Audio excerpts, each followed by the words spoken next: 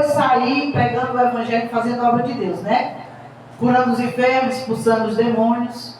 E mesmo assim, irmãos, muitas vezes eles foram e não conseguiram expulsar demônios. Eles andavam com Jesus, aprenderam com Jesus, mas muitas vezes os demônios não obedeciam a eles, né? Então nós vemos aqui que o crente ele tem que ser preparado para fazer a obra de Deus, porque se você não estiver preparado para fazer a obra, você vai sair, você vai ser envergonhado. E pela misericórdia de Deus, muitas vezes Deus não vai deixar o inimigo te atacar, não. Mas você vai e volta e não tem efeito, sua ida e sua vinda.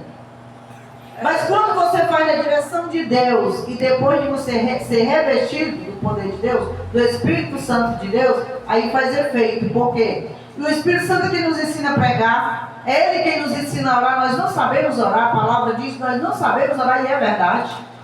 Muitas vezes, irmão, nós fazemos oração toda torta, e depois você recebe a resposta. Sabe por quê? Porque o Espírito Santo que está em você, ele interpreta a sua oração e leva perfeita na presença de Deus. É verdade. E sabe o que acontece de novo? Que ele traz a resposta também para você, porque ele está em você. Então ele nos ensina a orar, ele nos ensina a pregar, ele nos ensina tudo. Porque, irmão, sem o Espírito Santo de Deus você canta, não acontece nada. É verdade. Porque os ímpios cantam por aí afora, né? Todo mundo pode cantar, é fácil cantar, é só você aprender o hino, ouvir, aprender e cantar. Mas quando você canta na unção de Deus, é diferente. É diferente. Quando você canta na unção de Deus, Deus cura, Deus liberta, Deus transforma, Deus salva. Eu já vi, irmão, Deus salvar só com louvor uma pessoa que era dura de coração, que nós fomos morar na casa dela, ela não queria conversa com Deus, estava quase morrendo. Fizemos um apelo, ela não quis aceitar Jesus. Eu disse, a gente pode cantar um hino? Pode. Nós cantamos um hino, eu terminou de cantar o hino, mas eu quero aceitar Jesus. O louvor, irmãos, quebra cadeias. Mas você tem que estar na unção. Você tem que estar cheio do Espírito Santo. Senão o seu cantar, voa no vento e não fica realmente cantar. Porque crente não canta, crente louva a Deus. Amém? Então, irmãos, para isso a gente precisa estar cheio, estar revestido. Jesus, antes de Jesus subir aos céus, ele deu uma ordem e fez uma promessa. Ele disse, ficar em Jerusalém. Ele falou para os discípulos, vocês fiquem em Jerusalém, até que seja revestido do poder. Então ele deu uma ordem que ficasse em Jerusalém e prometeu que ia revestir eles do poder de Deus. Que ele ia enviar o Espírito Santo, o Consolador, né? Que ele tinha prometido enquanto ele estava com os discípulos. Ele poderia ter dito assim, não, vocês são meus discípulos, já andaram comigo, já sabem tudo, pode ir. Né? Eu estou indo para o céu, mas vocês vão fazer a obra aí. Não, ele não disse assim. Ficar em Jerusalém, até que sejam revestidos. Aí Jesus tem 3 coisas que ele falou assim, bem diferente uma da outra. Ele falou assim, vinde a mim, né? Venha. Aí depois ele diz, ficai em Jerusalém, ficai. Depois ele diz, ide por todo mundo e pregai o evangelho. Você viu a diferença? Ele diz, vinde, vai. Não. Vem, fica, aprende, se fortalece, se reveste, depois você vai. Aí sim, a obra Deus faz. Porque quando ele manda, ele se responsabiliza. Deus nos deu autoridade, irmãos, para levar a paz a uma cidade onde você for pregar o evangelho. E também ele deu autoridade para tirar a paz dela se ela não te aceitar. Ele disse que aonde você chegar, leva a minha paz. Porém, se for mal recebido, retira a paz daquela cidade. Bate o pó da tua sandália, porque naquele dia para ela será pior do que para Sodoma e Gomorra. Ele manda retirar. Então Deus não deixa a paz dele aonde ele não está, aonde ninguém quer ele. É verdade. Então Deus deu essa autoridade aos discípulos. E toda a autoridade de tudo que acontece de cura, de demônio, Deus deu para eles. Mas o tempo deles, Glória a Deus. o tempo que eles andaram com Jesus, Jesus preparou. E Jesus, quando ele mandava eles ir, irmãos, ele mandava de 2 em 2. Jesus nunca mandou ninguém só. É Deus. Deixa eu colocar pro... esse que tá ligado, né? Tem uma pitando aí. Aleluia. Glória a Deus. Aleluia, grande Deus. Deus é fiel. Aleluia. Glória a Deus. Então, irmãos, os microfones querem fazer gracinha, graças a Deus tem que ter bastante. Então, irmãos, nós vemos que Jesus ele mandava de 2 em 2, sabe por quê? Se você andar de 2 em 2, você cair, o outro te levanta. E Deus sabia, Jesus sabia o que os discípulos iam enfrentar. Se o demônio parte para cima de um, tem o outro para ajudar, né? Para defender e para livrar. Aí você vai sozinho, você corre um risco grande. Você vai sozinho fazer a obra de Deus. Você já vai contra a palavra. Porque Jesus disse, vai de 2 em 2. Não é? Aí se você vai só, você já está desobedecendo a palavra. Então você vai não interferir no seu trabalho. Você já está em desobediência. Porque Deus sabe, irmão, o que espera lá na frente. Às vezes você vai na casa de uma pessoa fazer uma visita para alguém que está oprimido, né, pelo adversário. Aí o que acontece? Como você foi sozinho, Deus é tão misericordioso e para que não aconteça não a você, não acontece nada. Porque se você for orar para acontecer alguma coisa, você não vai ter capacidade de expulsar um demônio. Né? Então Deus te poupa, mas também não acontece nada. Então a sua visita é em vão, a sua caminhada é em vão. Mas se nós fizermos tudo dentro da palavra do Senhor, como Ele ordenou, funciona. Você lembra, irmãos, que aqueles discípulos, principalmente Pedro era cru demais, né? Por qualquer coisa ele partia para cima de um. Né? Pegava a espada e arrancou a orelha ali do sumo sacerdote rapidinho ali. Mas quando ele foi revestido com o Espírito Santo, a coisa mudou. Depois que ele foi revestido, a coisa mudou na vida de Pedro. E assim é na nossa vida, irmãos. Se não é batizado com o Espírito Santo, pede ao Senhor para te batizar com o Espírito Santo, irmãos, para que você seja revestido, porque quando nós aceitamos a Jesus, nós já passamos a ser selados pelo Espírito Santo. O selo da salvação você já tem, mas você precisa buscar o batismo do Espírito Santo. Ora, jejum, pede a Deus, que Deus dá. Antigamente, quando a gente aceitava Jesus, a primeira coisa que a gente fazia era pedir o batismo. Hoje em dia, as pessoas aceitam Jesus nem se importam se é batizado ou não, né? Mas antigamente era a primeira coisa que a gente pedia. Senhor, batiza com o Espírito Santo. Eu orei e jejuei muito tempo para ser batizado com o Espírito Santo. Não consegui, não. Eu desisti. Eu disse, não, acho que Deus não quer me batizar, não. Aí um dia eu fui para uma festa de uma cantora lá cantando. Aí eu comecei a cantar. Eu ia para oração, eu orava, e a pessoa chamava na frente, eu ia, não acontecia nada. Mas você sabia que a palavra de Deus diz assim, ó, deleita-te no Senhor e satisfará o desejo do teu coração. Aleluia, Deus, que eu queria ser batizado pelo Espírito Santo louvando. Aí eu ia para oração, eu estava orando, eu não era batizado, eu não estava entendendo o mistério. No dia que eu estava lá sentada cantando, Deus me batizou com o Espírito Santo. Glória. Porque foi assim que eu pedi a ele, mas eu estava orando para ser batizada. Mas eu tinha pedido louvando, então ele me batizou na hora que eu estava louvando. E eu louvo e glorifico o nome do Senhor, que nosso Deus é fiel, irmão. Aquilo que você pede de coração, você estando contente com Deus, fazendo a obra de Deus, Ele faz. Né? Tudo que você pedir, se seu coração desejar o mal, Deus não vai dar. Né? Ele faz o desejo do seu coração que está dentro da vontade de Deus. Amém? Amém, Jesus. Então, irmão, nós vemos aqui que o povo não era diferente de hoje. Hoje, irmãos, vem uma lutinha, o que você faz? Eu vou deixar Jesus, né? Não, vou sair dessa igreja que eu estou passando muita luta. Quando eu não era crente, eu não fazia nada, estava tudo de boa. Agora está uma luta. Outro dia eu estava perguntando para ela no monte, ela disse, depois que a gente batiza uma luta, né? Mas isso é não, eu passava uma luta pior. Mas lá no monte eu não percebia que eles estavam passando, né? Mas como crente você sabe que tem que renunciar a alguma coisa, aí você percebe que está difícil. Porque você não pode agir como antigamente, né? Poder pode, mas não deve, né?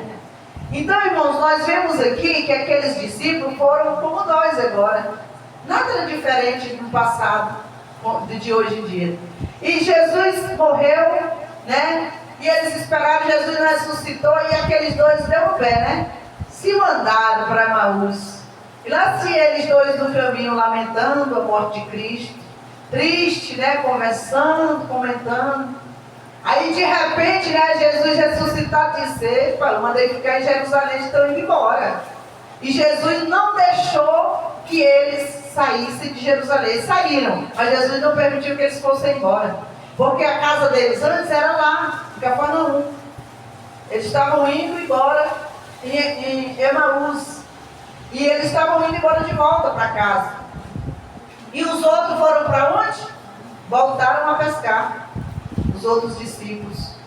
Então Jesus andou e acompanhou aqueles dois que conversavam tristemente. E Jesus perguntou: o que aconteceu? O que está acontecendo? Ele disse: tu é estrangeiro? Tu não sabe o que aconteceu? O nosso mestre, que nós tínhamos esperança nele, morreu, né? Mas eles estavam cegos espiritualmente, porque para eles o herói deles tinha morrido, para eles não tinha mais solução e eles iam ser perseguidos, então caíram fora logo. E Jesus continuou andando com eles e conversando com eles, e eles não percebendo que era Jesus. E de repente Jesus faz que vai seguir outro caminho, né? Aí ele diz: não, é tarde, fique conosco. E Jesus entra com eles na casa deles. E quando Jesus dá graça para partir o pão, eles se deram conta: é Jesus, né? Aí eles falaram o quê? É por isso que o nosso coração ardia quando ele falava. Irmãos, quando Jesus fala com a gente, nosso coração derrete. Você chora, você adora. Não tem coração duro diante de Deus, né? Ele derrete o coração, faz a gente chorar mesmo de alegria na presença de Deus. Eu estava vendo um jornalista ali, visitaram hoje a casa dele, e eu fiquei acompanhando, porque eu achei muito interessante como o filho dele aceitou a Jesus. Na virada de ano, foram de férias para um lugar, ir para uma praia. Aí na virada todo mundo foi embora e disse: vão vocês que eu vou ficar mais um pouquinho. Sentou na beira da praia, começou a olhar para o mar, ver as maravilhas de Deus e começou a chorar. Aí disse: por que eu estou chorando? Jesus, se tu existe, me dá um sinal. E começou a chorar. E quando ele saiu dali, ele não tinha mais vontade de ficar naquele lugar ali, naquela festa. E ele disse: mãe, eu quero ir embora, eu não tenho mais vontade de ficar aqui, não sei porquê. E foi embora, e a mãe chegou, se trancou dentro do quarto. E a mãe dele preocupada, toda vez que ela ia lá, ele estava chorando. Toda vez que ela ia lá, ele estava de joelho, ouvindo louvor e chorando. E ela achando estranho aquilo ali. Aí ele se levantou e falou: mãe, eu vou servir a Deus. Foi para uma igreja, da igreja Lagoinha. Em seguida, levou a irmã dele e levou a família. Você vê, irmã? Ele disse: eu aceitei Jesus. Eu já tinha ouvido alguém falar do Evangelho. Quem me ganhou para Jesus foi o próprio Jesus.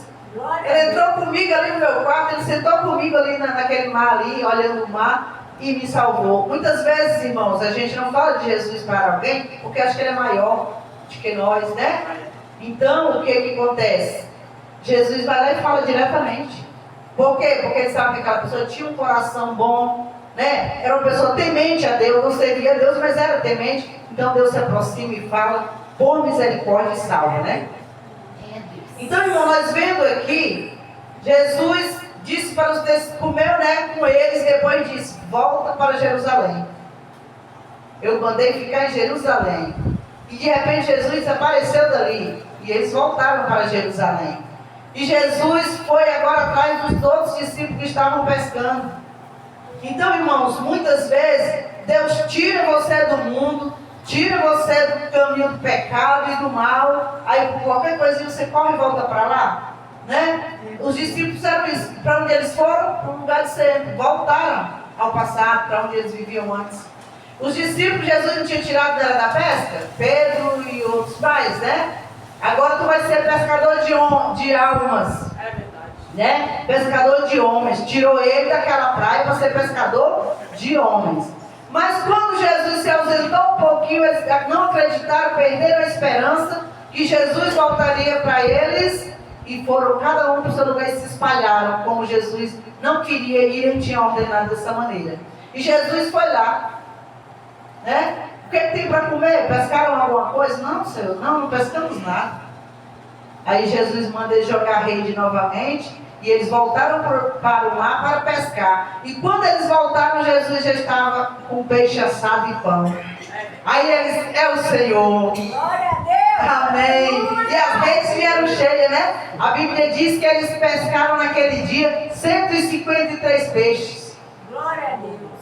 De um lance, né? Quando Jesus ordena, a coisa acontece. É só obedecer a ordem de Deus. Eles tinham uma promessa, irmãos, mas eles perderam a esperança. Você tem uma promessa? Não perca a esperança, não. Continue acreditando nela. Continue acreditando que Deus vai fazer cumprir na sua vida. Não duvide, não desista, não desanima, não perca a sua esperança. Confia no Senhor. Quem prometeu é fiel para cumprir. Aleluia. Então, irmãos, nós vemos aqui que Jesus vai lá, né, e traz os discípulos de volta. E novamente ele diz: fica em Jerusalém. E Jesus passou o quê? Mais 40 dias com eles. Para quê? Para ensinar de novo, para juntar de novo, para deixar tudo juntinho ali, como ele tinha deixado, né? Porque quando ele subiu ali na cruz, todos já foram se dispersando, todos foram embora, até aquele que disse que ficaria com ele até a morte. Então foi o primeiro a sair: vamos pescar, né? Esqueceu do que tinha prometido também para Jesus. E nós vemos ali, onde Jesus juntou todos novamente e deixou em Jerusalém. E todos que ficaram em Jerusalém no dia de Pentecostes foram cheios do Espírito Santo. Essa promessa, né, foi feita lá em Joel, quando ele disse: e eu derramarei o meu Espírito sobre toda a carne. Ela se cumpriu lá em Atos 2. E ali todos foram cheios do Espírito Santo. Aí ali eles foram revestidos de poder. E o que nós vemos a diferença? Depois daquela cena maravilhosa ali, que eu queria estar lá, porque deve ter sido maravilhoso ali, o derramamento do Espírito Santo pela primeira vez.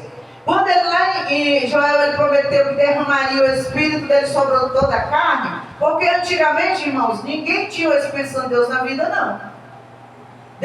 O Espírito Santo vinha e falava com o profeta. Deus enviava o Espírito Santo para um rei, para dirigir aquele povo ali, e o Espírito Santo vinha e voltava. Mas o privilégio que nós temos hoje é que ele mora em nós. Ele mora em mim e em você. Então Deus prometeu que derramaria sobre toda a carne por essa causa, porque nem todos tinham esse privilégio. Então, naquele dia se cumpriu. E depois que isso se cumpriu, o que foi que aconteceu? Pedro fez uma pregação, aquele credo, né? Aquele rebelde que muitas vezes queria pedir até Jesus ir para a cruz, para que fosse consumado aquilo que Jesus veio fazer, né? Até ele que Jesus disse: para trás de mim, Satanás. Jesus não disse com Pedro, Jesus disse com o demônio que estava querendo barrar ele uma vez, porque 3 vezes ele tentou fazer com que Jesus desistisse da cruz.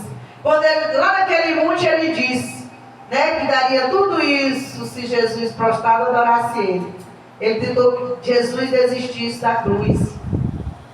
Quando Pedro disse, né, falando sobre a carne e o sangue, que muito em breve ele seria crucificado, Pedro disse: não, Senhor, isso não. Jesus disse: para trás de mim, Satanás.